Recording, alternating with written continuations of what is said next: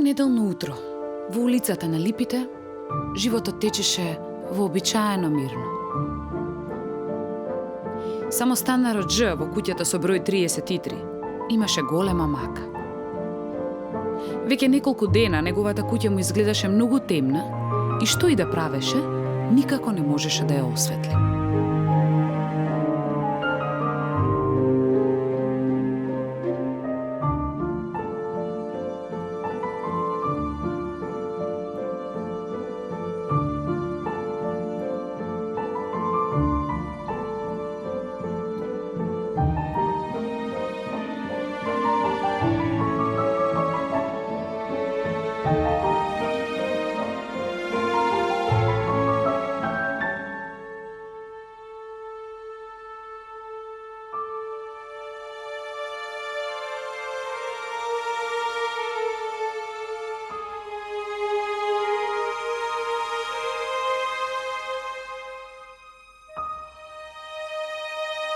Ја помина ноќта во размислување, а денот го дочека буден.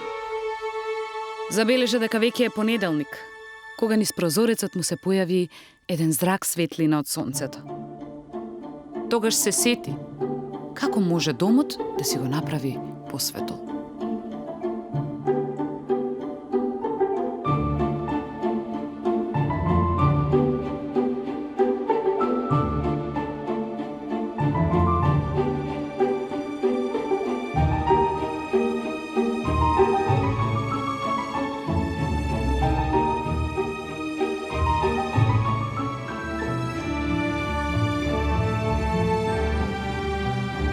Тоа понеделничко утро, куќата му стана посветла од кога и да било предходно. Толку беше возбуден заради неговиот изум, што не забележа дека се околу него потона во мрак.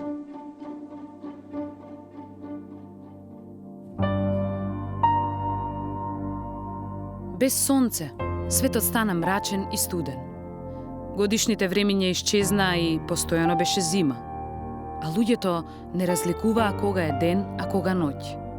Сите растенија овенаа и стануваше се потешко да се најде храна.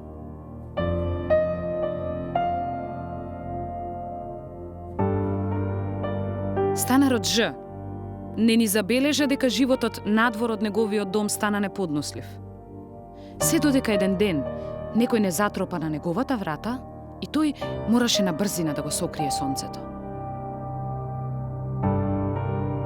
Иако тој беше човекот кој го украде сонцето, се преправаше дека не знае ништо за неговото исчезнување од светот.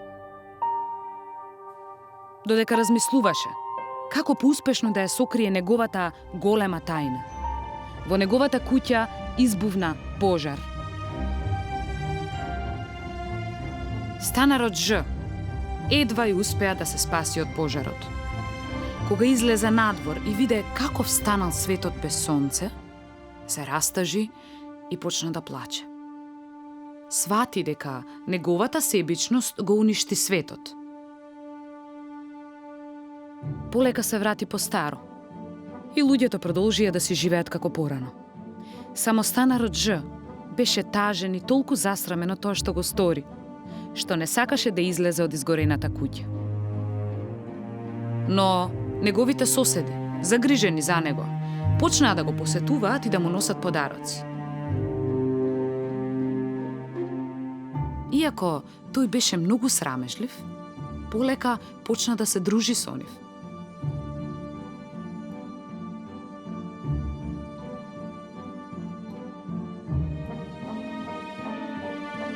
Забележа дека со секој нов гостин во куќата, таа стануваше посветла.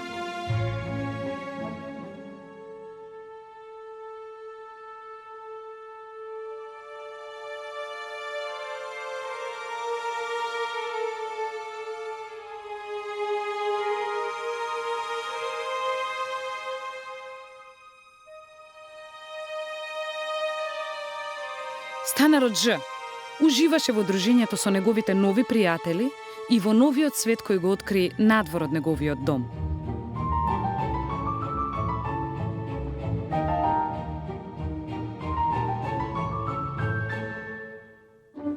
Единствено посреќно од него беше сонцето, кое повторно се врати да свети за сите.